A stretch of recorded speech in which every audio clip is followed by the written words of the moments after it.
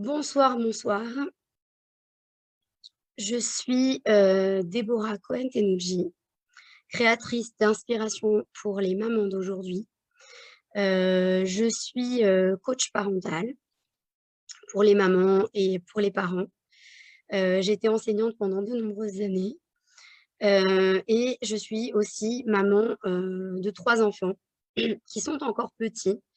Mais le sujet des réseaux sociaux, j'y suis très, très, très sensible parce que je vois déjà que nous, adultes, on a beaucoup de mal à gérer les réseaux sociaux, les smartphones. Heu, je vois comment on est déconcentré dans notre vie, mais nous, avec ce cerveau d'adulte qui est déjà mature, on arrive quand même à faire la part des choses. La préoccupation que j'ai est plutôt pour nos enfants et du coup, j'ai visionné ce documentaire qui s'appelle Childhood 2.0, qui est en anglais et j'ai eu envie de, le traduire pour vous. Alors pas tout, hein, vous voyez, qui dure 1 heure et demie, mais de vous en retirer les points les plus importants pour que vous vous rendiez compte, comme moi, de tout ce qui nous échappe en tant que parents, de comment potentiellement on peut anticiper tout ça.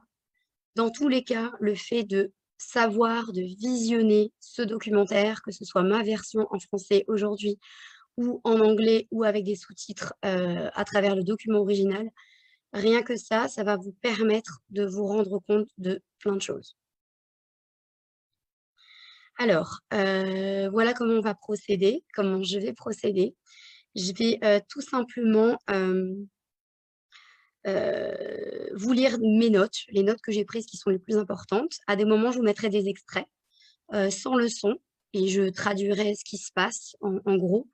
Encore une fois, le documentaire est disponible avec les sous-titres automatiques de YouTube, mais je l'ai vu un petit peu comme ça. Enfin, moi, je l'ai vu directement en anglais parce que c'est quand même plus puissant, mais on a plus de mal à suivre, en fait, quand c'est sous-titré parce qu'en plus, il y a plein, plein de choses qui se passent dans l'écran.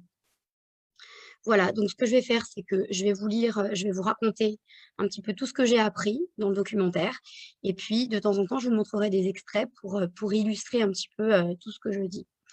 Alors ce documentaire, Childhood 2.0 a été créé, par des parents et pour des parents, par des professionnels, des enfants. Voilà, ici, c'est un pédiatre, il y a aussi des psychologues, pédiatres ici de santé mentale, hein, pour les enfants.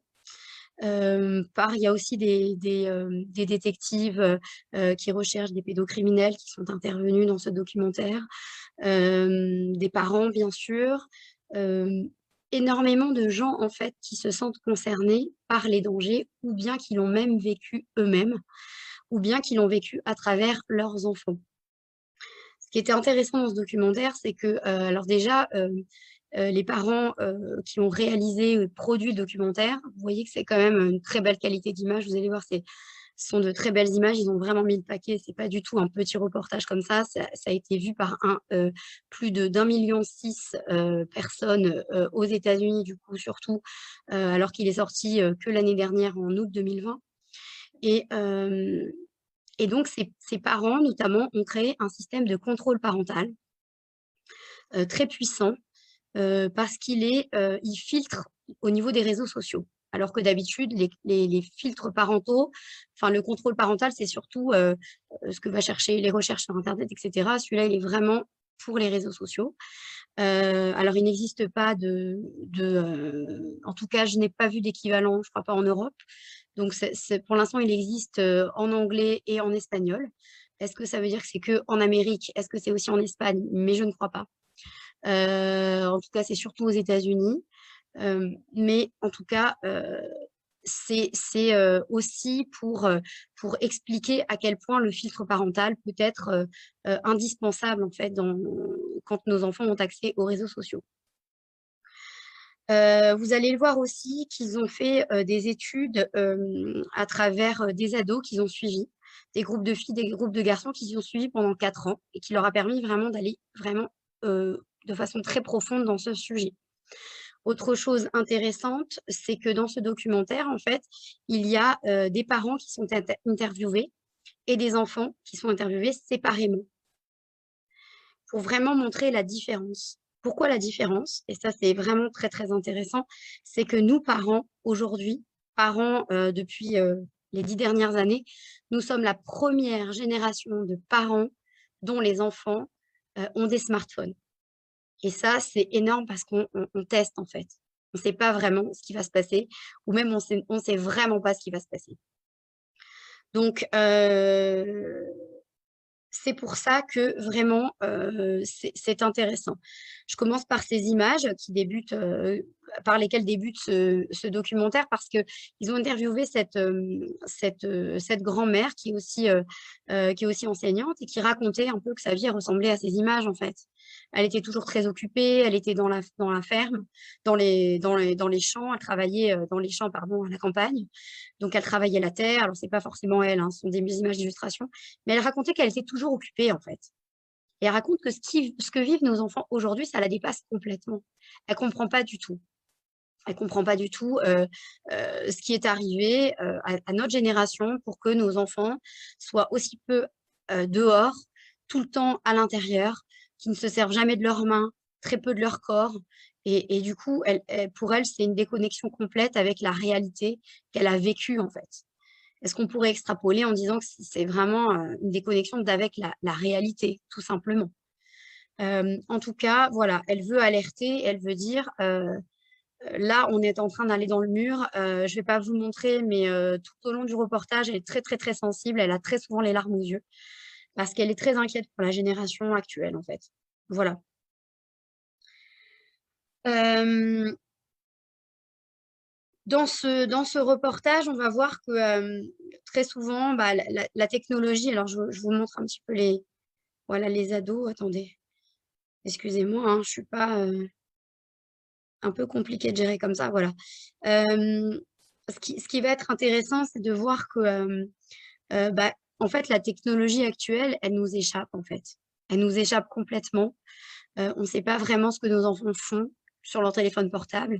Il y a, de nouvelles applications, qui sortent tout le temps, des nouvelles tendances qui sont tout le temps là et du coup, bah, nous parents, on ne sait pas. On ne sait pas du tout, on sait pas du tout, voilà, regarder, ce qui se passe, avec le développement de l'informatique. On va voir toutes ces nouvelles plateformes. Alors au début, c'était, ouais, voilà, des chats comme MSN et cetera, Hotmail, Yahoo Chat et cetera. Et puis, on va avoir après les réseaux sociaux, vraiment Facebook, TikTok, Instagram, Snapchat, et cetera. Alors, Facebook, Instagram, Snapchat, ce sont celles qui sont le plus utilisées par les ados, en tout cas dans ce reportage, mais visiblement dans le monde entier. Et donc, ce sont vraiment, celles pour lesquelles, bah, il y a eu plus de dégâts, en fait. Alors, c'est intéressant que je m'arrête sur ce monsieur parce que ce monsieur, qui travaille maintenant dans une association qui s'appelle Protect Young Eyes, protéger les yeux des petits, enfin des jeunes, lui raconte, avec, beaucoup de transparence qu'étant enfant, il était tombé sur des revues pornographiques et du coup, bah, ça a complètement nui, en fait, à son développement, à ce niveau-là. Parce que le cerveau humain est fait comme ça, que tout ce qu'il voyait, il fallait qu'il le reproduise. Donc il a développé des tendances, en fait, agressives, des tendances, vraiment pathologiques, en fait. Et bien sûr, il s'est soigné et bah, il a décidé du coup, de faire attention à tous ces aspects. Donc il intervient aussi au Sénat et cetera, enfin vraiment dans des comités, d'experts hein, qui essayent de lutter contre toutes les problématiques. Dans ce documentaire, on va nous parler de la hausse du harcèlement en ligne, du fait que les enfants, on va rentrer après dans le détail, les enfants se font plus facilement et de façon plus agressive harceler en ligne, qu'ils ont très, très facilement accès à la pornographie.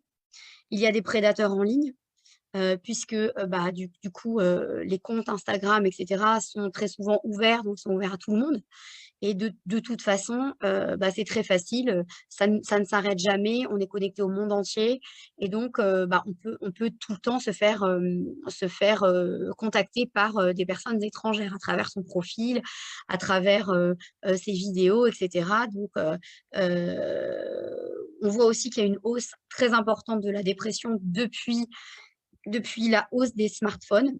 Depuis, ces 5 dernières années, il y a vraiment une hausse de la dépression, augmentation des taux de suicide, augmentation des tentatives de suicide, hausse, de fréquentation des urgences pédiatriques, de santé mentale. Donc voilà un petit peu, tout ce que va nous dire ce documentaire. Un aspect très important du documentaire, c'est qu'ils nous disent qu'avant, avant, eh bien, bah, les enfants étaient dehors et bah, tout à coup, on a considéré, à travers les médias et cetera, que le dehors était beaucoup plus dangereux que le dedans. Pourtant, d'après, les rapports de violence aux États-Unis, et bien, la violence à l'extérieur, et ben, a considérablement baissé. Et eh bien, cette psychiatre, psychologue, je ne sais plus trop, excusez-moi, elle va dire que en fait, c'est maintenant à l'intérieur de la maison, quand on laisse nos enfants avec leur téléphone, qu'il y a beaucoup plus de danger. Donc ça, c'est quand même super important à comprendre parce on n'a pas l'impression que c'est la réalité. Ils nous disent bien, tous ces experts, qu'aujourd'hui, les dangers se trouvent à l'intérieur de la maison quand votre enfant est seul avec son smartphone. Donc, ne croyons pas que c'est à l'extérieur qu'ils sont plus exposés aux dangers. Je trouve quand même que c'est très troublant. C'est très troublant. Une des raisons, c'est qu'on a donné aux enfants un smartphone pour les traquer, pour savoir où ils sont, parce qu'on s'inquiète de ce qui se passe dehors. Mais du coup, eh bien, ils vont avoir ce téléphone, en fait. Donc, ça y est, après, ils ont ce téléphone. Donc, une fois qu'ils ont accès à ce téléphone, ils sont livrés à eux-mêmes, émotionnellement. Ils ne savent pas comment gérer. Et même nous, parents, on ne sait pas toujours comment gérer. Alors, je vais vous donner des conseils, mais il y a des choses vraiment qui nous dépassent. Ce que vous devez retenir, c'est que ça n'arrive pas qu'aux autres. Très souvent, quand, ces experts ont reçu, bah, des enfants qui ont subi des harcèlements, qui ont été confrontés à la pornographie, qui ont été, abordés par des prédateurs, eh bien, les parents disaient: «Mais je ne pensais pas que ça arriverait à mon enfant. Je ne pensais pas que ça arriverait dans cette école. Je ne pensais pas que ça arriverait avec ses amis». Mais en fait, il faut comprendre que c'est pas tant la faute de l'enfant que ces structures qui développent, des algorithmes et des mécanismes qui font qu'ils vont vraiment nous harponner, nous attraper dans cette bulle, qu'on regarde une vidéo, on en regarde une autre, que le temps passe, le temps passe, le temps passe. Et du coup, voilà, faut être extrêmement vigilant parce que, ça nous échappe à tous et malheureusement, c'est de pire en pire. Hem Je vais vous montrer, ce que le pédiatre nous dit en termes de développement du cerveau. Il dit excusez-moi, voilà, ici, il parle du cerveau et il raconte qu'en fait, ces 10 dernières années, bah, le développement du cerveau des enfants, quoi, bah, c'est beaucoup moins développé parce qu'ils ont moins accès à tout ce qui est sensoriel. Il y a trop d'informations, le cerveau a du mal à traiter et les enfants sont en développement cérébral, en fait. Même les ados, ils n'ont pas fini, à 13-14 ans, ils n'ont pas du tout fini la croissance neuronale et du coup, eh bien, on assiste à un appauvrissement, de ces zones, de développement au niveau sensoriel, de l'intelligence aussi et bah, ils sont assez inquiets, en fait. Ils sont assez inquiets de ça parce que les enfants ont perdu le contact avec la réalité. Ils ont beaucoup plus de mal à se débrouiller aussi dans la vraie vie, du fait de ce décalage et du coup, bah, voilà, ça crée quand même, de gros soucis. Le souci, bien sûr, mais vous le savez très bien, c'est qu'on peut tout faire avec ce smartphone. Donc les enfants, on va dire qu'ils vont, au lieu de s'ennuyer, ils savent plus comment s'ennuyer, développer leur créativité et solliciter, leurs pensées, profondes, réfléchir par eux-mêmes. Ils vont aller d'une vidéo à une autre vidéo, à une autre vidéo et cetera de façon continue.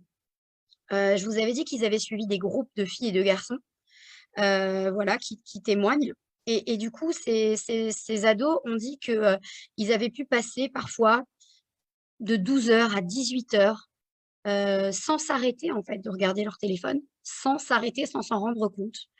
Passer éventuellement même du téléphone à Netflix, de Netflix au téléphone et du coup, ils oubliaient de manger, ils oubliaient de manger, ils oubliaient de dormir, ils avaient plus de relations sociales. Les relations sociales, du coup, étaient dans le téléphone.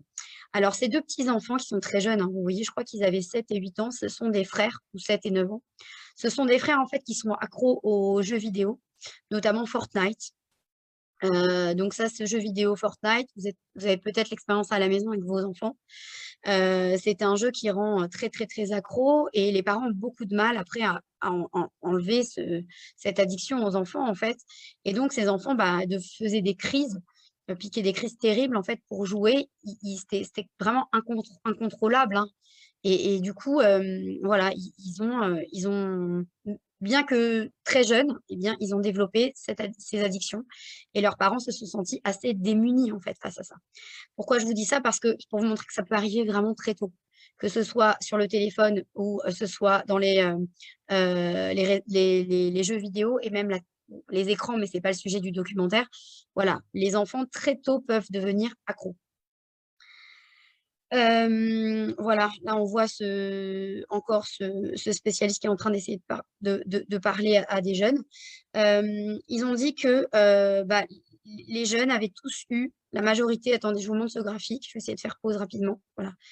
La hausse de l'anxiété chez les jeunes depuis l'apparition des smartphones, voilà. Voilà, regardez, c'est à ce moment-là que les smartphones en 2011, ont été,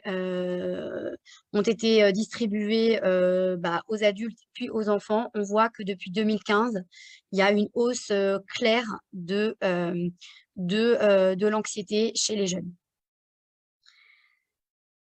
Donc après, quand ils ont interrogé ces jeunes, tous ont, avoué avoir eu des phases de dépression, des dépressions importantes, desquelles ils ne parlent pas forcément aux parents.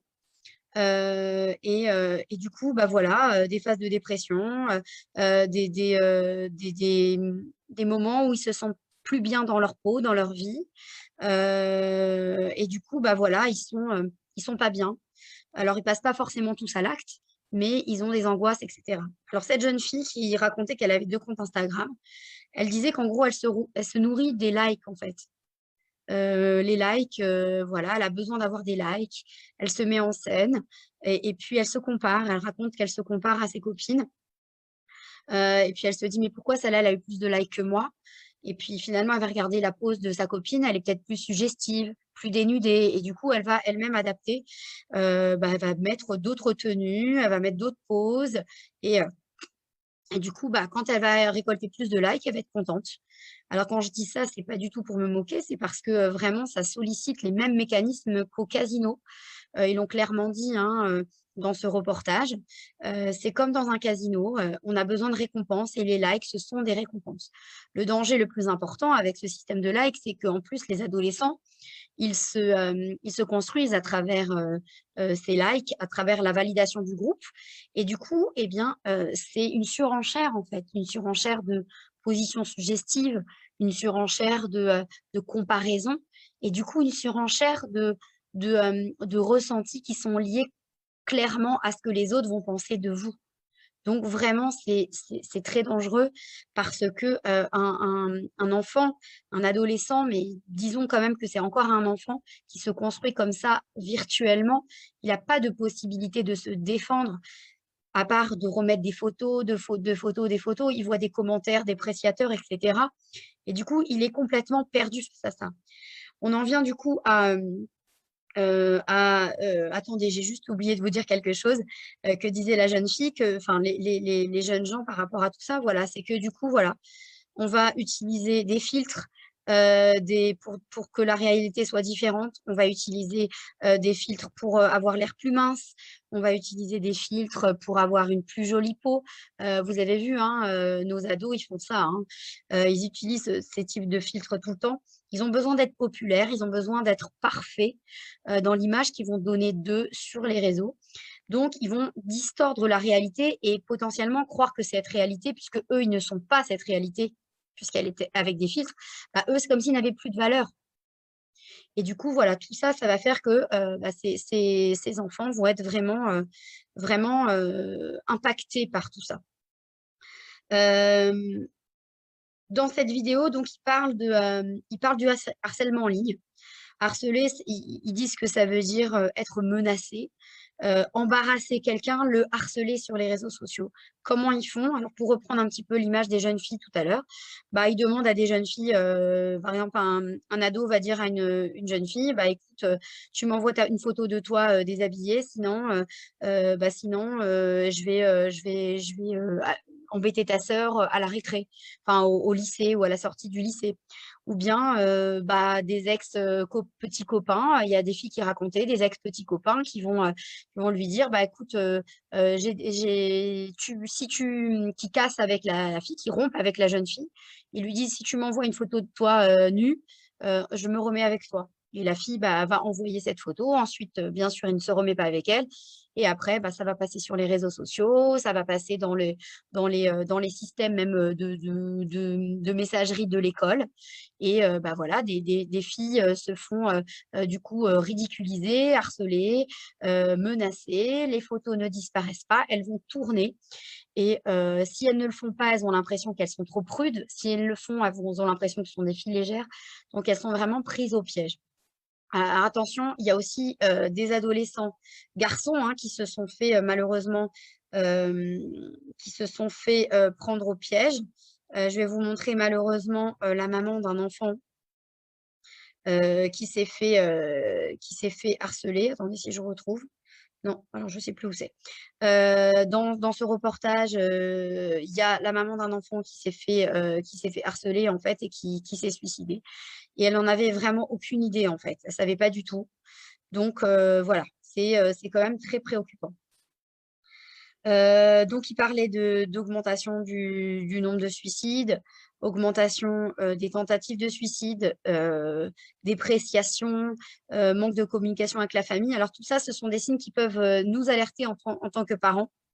Vous voyez, là, c'est une petite fille qui reçoit des mots, je te déteste, espèce de salope. Voilà, enfin bon, des choses vraiment pas sympas. Euh, et du coup, bah voilà, après, elle est face à ça, elle sait plus quoi faire. Donc les enfants, à ce moment-là, pensent qu'ils valent rien. Et puis c'est trop fort en ligne, en fait. Donc le conseil, c'est quand vous repérez que votre enfant, il a des émotions fortes après être allé sur son smartphone, c'est peut-être qu'il se passe des choses dedans. Donc posez-lui des questions. S'il vous dit ce qui se passe, surtout, c'est super important de ne pas le discuter, de l'écouter, d'avoir vraiment cet amour inconditionnel qu'on a pour nos enfants, pour que l'enfant il sache qu'il est en sécurité quand il nous parle, qu'il ne va pas être jugé. Et on ne peut pas le punir s'il a dit la vérité. Donc, après, quand ça va trop loin, on peut bien sûr porter plainte, faire des captures d'écran de ce qui s'est dit, les messages qu'elle a reçus, contacter l'école, contacter même peut-être les parents du ou des enfants en question s'il s'agit de personnes proches, d'ados proches. Éventuellement, oui, aussi parler à l'école pour que les professeurs sensibilisent sur le sujet. Mais vraiment, moi, j'aurais même encouragé à parler aux parents dès le début de l'année, en fait, de ces problématiques. Et même vous, en français, essayez de trouver, alors peut-être à travers ce reportage que je suis en train de traduire, mais aussi trouver d'autres sources qui vont faire en sorte que les parents, au début de l'année, soient au courant de tout ça. Ensuite, ils vont nous parler du contenu à caractère sexuel qu'on va trouver sur Internet. Très, très, très, très facilement trouvable, puisque, encore une fois, les applications font tout, en fait, enfin, ce ne sont pas des applications, je m'exprime mal, parce qu'il y a des gens derrière. Il y a des gens derrière, des ingénieurs qui font tout pour que tout le monde tombe sur du porno parce que c'est très rentable. Et donc, ils n'en ont rien à faire de l'âge de l'enfant. puisque, on est censé quand même être responsable, nous, de nos enfants. Mais comme aujourd'hui, on a des vies qui font qu'on court, eh bien, on est de moins en moins responsable de nos enfants, il faut l'avouer. Et du coup, eh bien, ces ingénieurs vont tout faire pour que nos enfants tombent dessus. Il y a, un exemple que cet expert a donné, qui est très, très, très, très, fort par rapport au porno. Il a dit: «C'est comme si vous étiez à la maison, votre enfant était à la maison,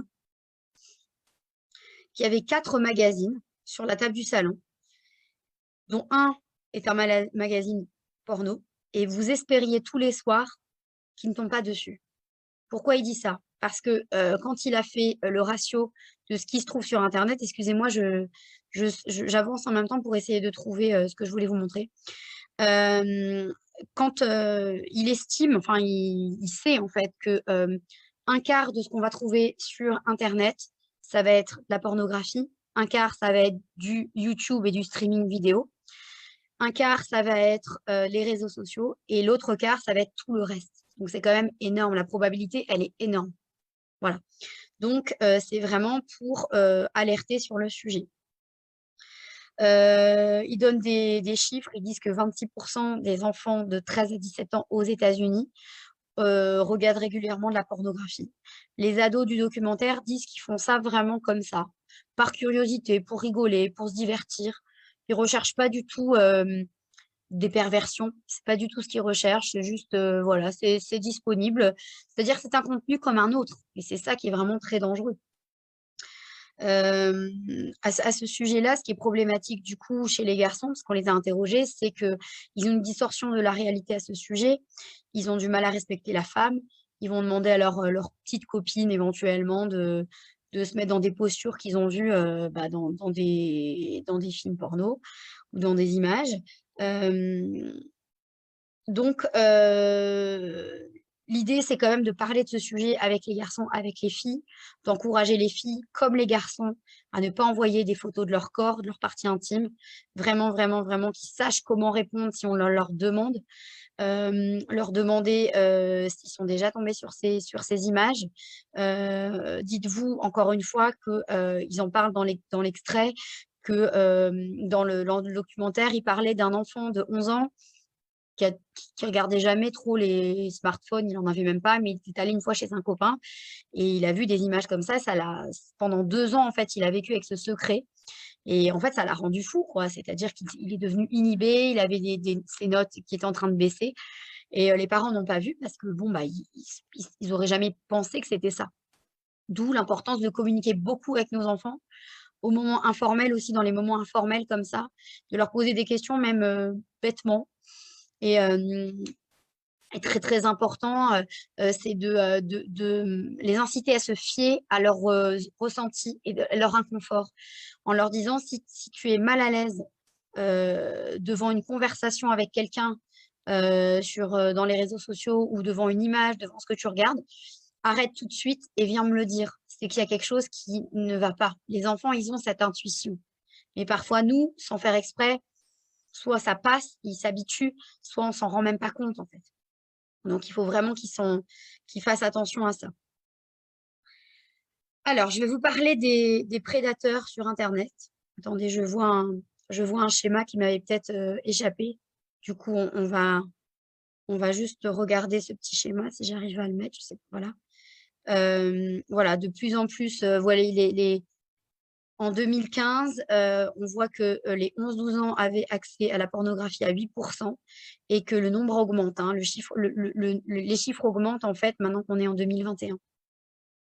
Alors les prédateurs, en fait, ce sont donc des personnes qui vont rentrer, en contact, voilà, j'avais pas fini. En 2020, voilà, exactement. Alors là, ça explose, hein. Je me suis même pas rendu compte à quel point ça avait explosé. Donc ça, c'est quand même très, très, très fort.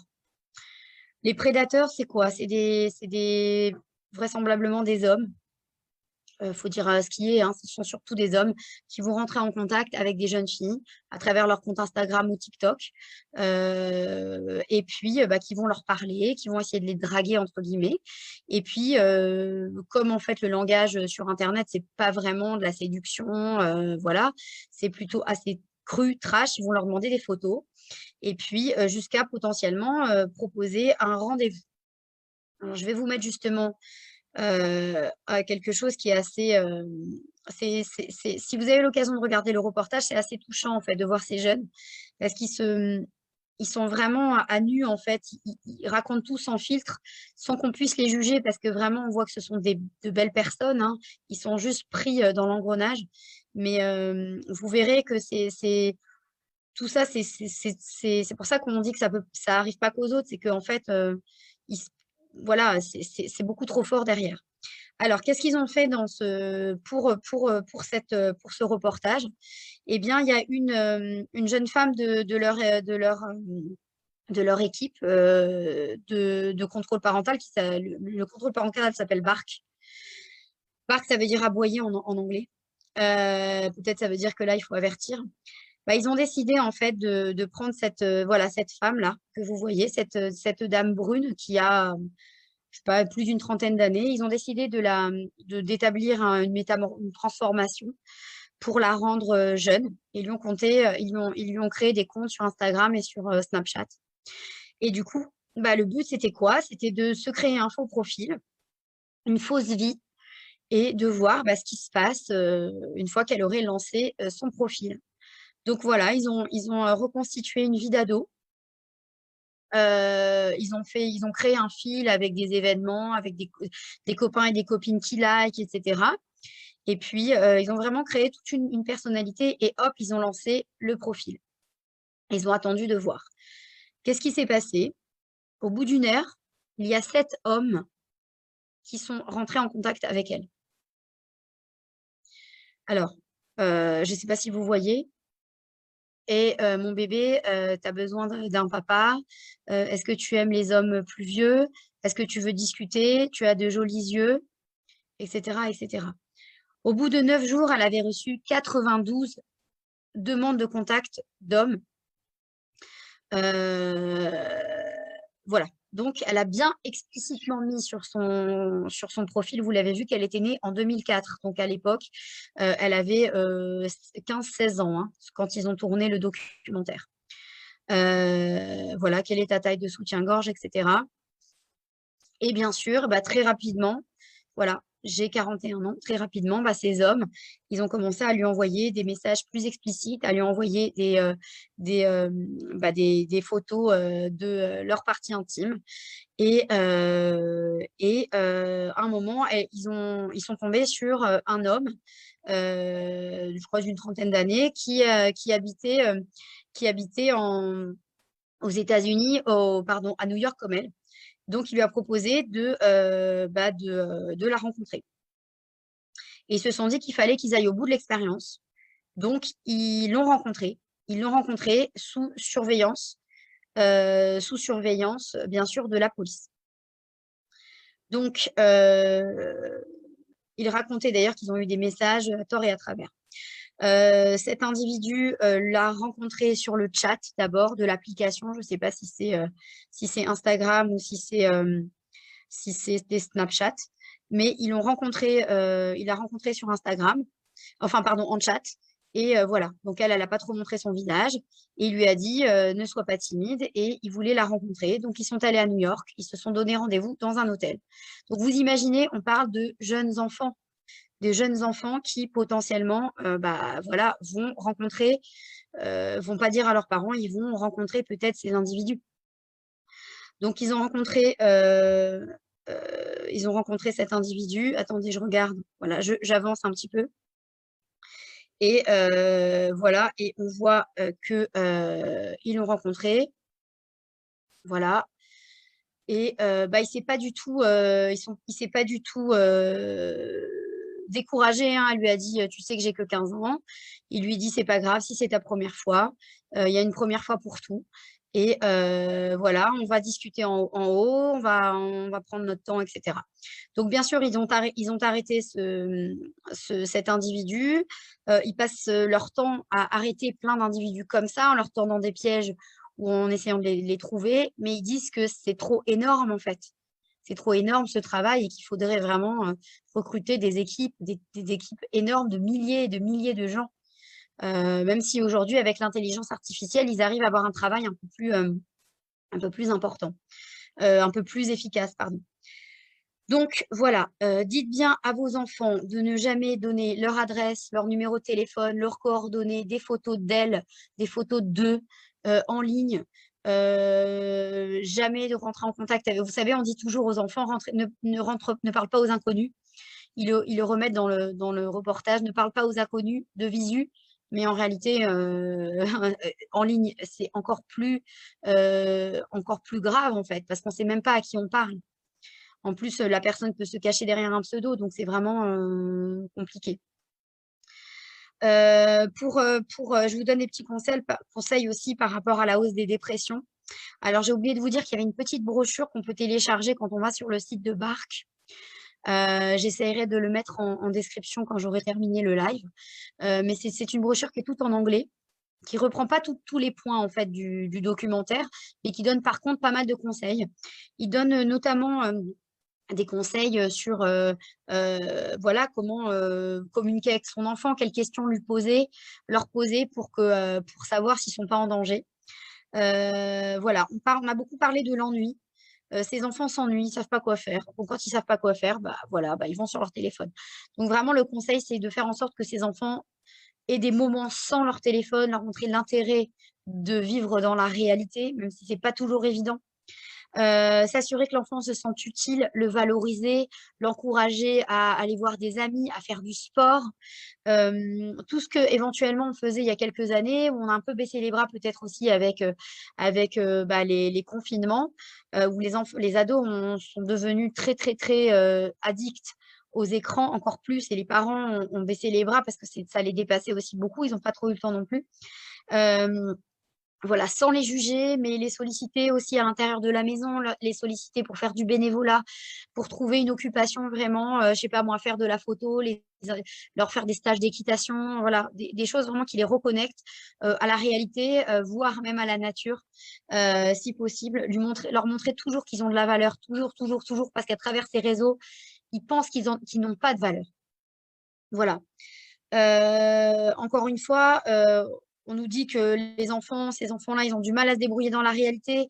On dirait qu'ils sont plus adaptés au monde d'aujourd'hui, et pourtant, bah, le monde d'aujourd'hui, bah, il y a quand même une réalité. On est en 3D, on n'est pas virtuel. Ils observent que quand les enfants aujourd'hui se rencontrent ensemble, eh bien, c'est pour être sur leur téléphone portable, se montrer des applications, se montrer des vidéos. Donc c'est à nous aussi de casser ça en les aidant, en invitant peut-être des enfants à la maison, pour faire, une activité particulière, peut-être, payer une prestation d'animation sur quelque chose, je sais pas. Excusez-moi, j'ai de temps en temps le wifi qui saute.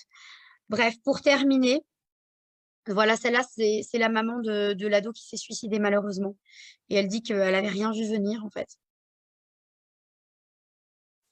Hem, hem, donc là, on va voir à travers ce graphique, la hausse, je crois, des ah non, voilà, ça c'est quand les applications sont arrivées, les smartphones, Instagram, et le pic de quoi? Hop, des suicides. Vous imaginez? Depuis les smartphones, Instagram, Snapchat, le nombre de suicides, il a augmenté de façon considérable. C'est très parlant, hein, quand on voit ce type de graphique. Alors encore une fois, je sais pas, j'ai pas fait les études en Europe, hein. Mais c'est sûr que ça suit la même tendance. En tout cas, en termes de chiffres, non, bien sûr, puisqu'on n'a pas les mêmes populations. Mais en termes de tendance, c'est sûr qu'on a exactement les mêmes tendances pour tous les graphiques qu'on a vus. C'est sûr. L'accès à la pornographie, la dépression, les suicides, l'addiction, tout ça, ce sont les mêmes tendances, c'est la hausse. À la fin du documentaire, les enfants et les parents se retrouvent. Et bah, voilà, ils se retrouvent, et et c'est assez beau, en fait, que ça se finisse comme ça, sur une réunion avec des parents qui étaient pas forcément conscients de tout ce qui se passait derrière le téléphone de leurs enfants, avec des enfants aussi qui étaient peut-être pas conscients de tout ce qui se passait, quand ils faisaient tout ça, de ce qu'il y avait derrière, et de comment leur cerveau avait été happé.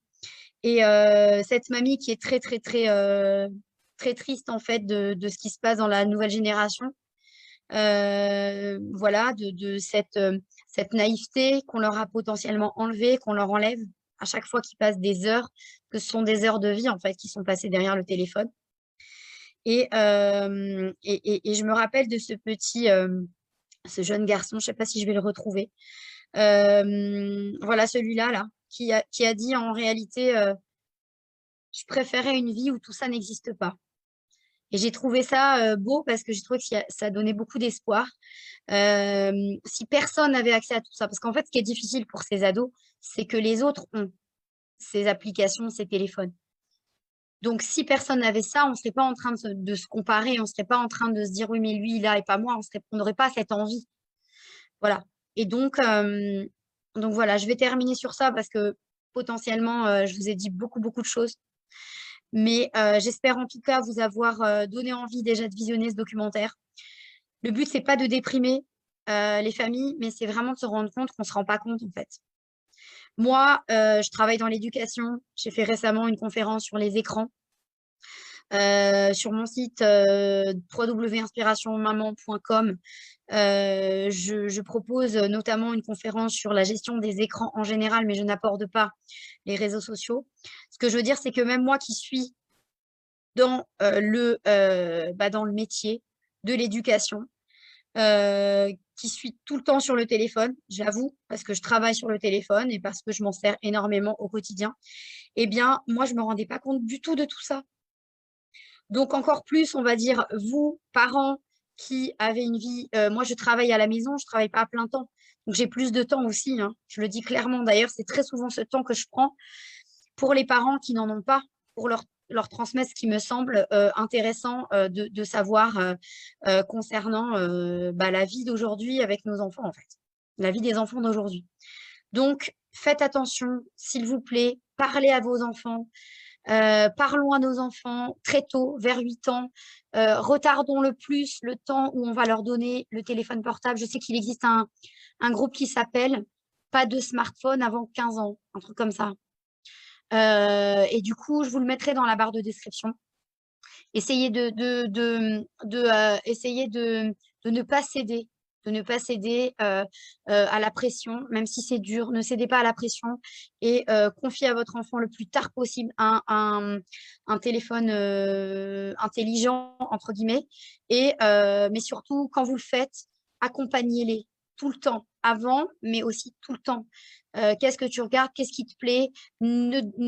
Faites en sorte qu'il n'ait pas faites en sorte qu'il n'ait pas de code à leur téléphone, que vous puissiez accéder librement. Moi, je vous conseille de vérifier.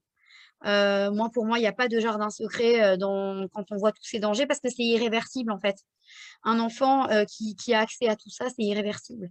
Quand il est harcelé, quand il a des dépressions, alors des dépressions, on va dire que ça, c'est réversible, mais quand il a eu accès à des images qui sont très violentes, par exemple, quand on a une photo de lui ou d'elle qui tourne sur Internet, c'est irréversible. Donc ça, faut vraiment le leur dire. Et vous et moi, parce que un jour, ce sera le tour de mes enfants, peut-être que j'aurai oublié. Peut-être que je leur ferai très confiance. Faut pas oublier que ça peut arriver à tout le monde et que derrière, il y a des machines qui sont énormes. Voilà. Je vais m'arrêter pour aujourd'hui sur le sujet. Vous trouverez plein de liens. Je pense aussi en français, hein. C'est beaucoup en anglais, mais il y a aussi des choses en français. Maintenant, j'ai jamais vu un reportage aussi puissant que celui-ci. Voilà, pour me suivre, quand vous êtes sur ma page Inspiration Maman par Déborah, vous avez un petit bouton qui dit accéder au groupe. Dans mon groupe Facebook, je partage beaucoup plus de conseils, je fais des lives, je suis beaucoup plus disponible que sur la page Facebook. Si vous avez besoin que je vous aide, je propose aussi des sessions de coaching parental, pas forcément sur ce sujet, sur tous les sujets, mais on peut aussi imaginer que je puisse éventuellement vous aider sur ces sujets-là. Donc, dans ce cas-là, vous pouvez regarder sur mon site internet à la rubrique coaching parental ou bien vous m'écrivez un message privé voilà, sur ma page Inspiration Maman. Vous m'écrivez la problématique et je vous dis si je pense sincèrement que je peux vous aider ou non. Si je pense que ça relève voilà, d'un psychiatre ou d'un psychologue, d'un pédopsie, je vous le dirai en toute honnêteté, hein. Mon but, c'est pas absolument que, voilà, que vous veniez faire des sessions de coaching avec moi. Mais déjà, sans passer par un psy, je peux déjà vous aider sur quelques points parce qu'il y a beaucoup de choses que je connais en fait sur le sujet et sur ces sujets d'éducation et je serai à même de vous donner des conseils pertinents, je le pense. Voilà, en tout cas, prenez soin de vous, prenez soin de vos enfants, prenons soin de vos enfants, de nos enfants. Vous voyez, c'est un lapsus quand j'ai dit prenons soin de vos enfants parce que moi, je pense que nos enfants, c'est les enfants des autres, c'est aussi nos enfants, ce sont les citoyens de demain, ce sont les enfants avec qui nos enfants vont vivre. Et ce sont eux qui vont créer la génération d'après.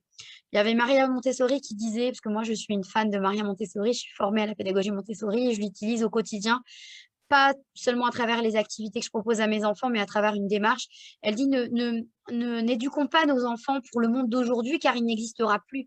Éduquons-les pour le monde de demain. Parce que le monde de demain, c'est le monde dans lequel ils vont vivre. Donc, à nous de les éduquer pour le monde de demain. Notre monde, à nous, il n'existait pas à l'époque tous ces réseaux sociaux et ces téléphones. Donc, on ne va pas les éduquer comme nos parents nous ont éduqués. Il faut les éduquer comme des parents d'enfants qui sont la première génération d'utilisateurs de smartphones. Voilà les amis, je vous souhaite une bonne soirée. Merci de m'avoir suivi. J'ai pas du tout regardé s'il y avait des commentaires ou des personnes qui me regardent en direct, je vous avoue, parce que pour des raisons techniques, j'avais besoin d'avoir l'écran en grand. En tout cas, le replay va être toujours disponible sur la page. N'hésitez pas à taguer vos amis qui pourraient être intéressés par ce sujet. Je vous dis à très très bientôt.